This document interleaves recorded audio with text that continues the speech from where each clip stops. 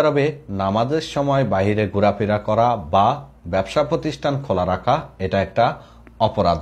এবার এই আইনটিকে আরো একটু ডেভেলপ করেছে, ইমপ্রুভ করেছে। সেটা হলো কেউ যদি ইচ্ছাকৃত অথবা অনিচ্ছাকৃত নামাজের সময় ব্যবসা প্রতিষ্ঠান খোলা রাখে তাহলে মামলা দেওয়া হবে। আগে যেমনটা সতর্ক করে ছেড়ে দিত, কেউ যদি নামাজের সময় ভুলবশত বা ইচ্ছাকৃত দোকান খোলা রাখত, পুলিশ বা মতুয়া যাকে বলি আমরা, ইসলামিক পুলিশ, তারা সতর্ক করে ছেড়ে দিত। এখন আর সেটা করা হবে না, এখন মামলার মুখোমুখি করা হবে।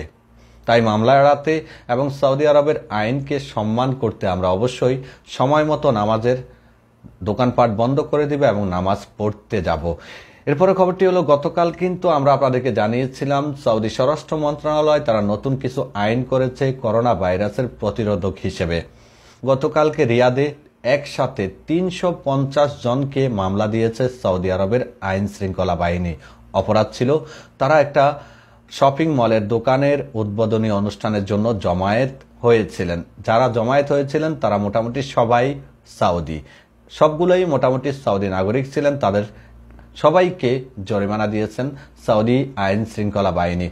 করোনাকালীন সময় সৌদি স্বরাষ্ট্র মন্ত্রণালয় তারা আইন করেছিল অপ্রয়োজনে কোথাও কেউ জমায়েত করতে পারবে না। সর্বোচ্চ ৫০ জন একসাথে হতে পারবে যে কোনো অনুষ্ঠানে। এর থেকে বেশি যদি কেউ জমায়েত হয় তাহলে তাদেরকে কিন্তু জরিমানার মুখোমুখি করা হবে। তার ধারাবাহিকতায় গতকালকে তাদেরকে জরিমানা করা হয়েছে।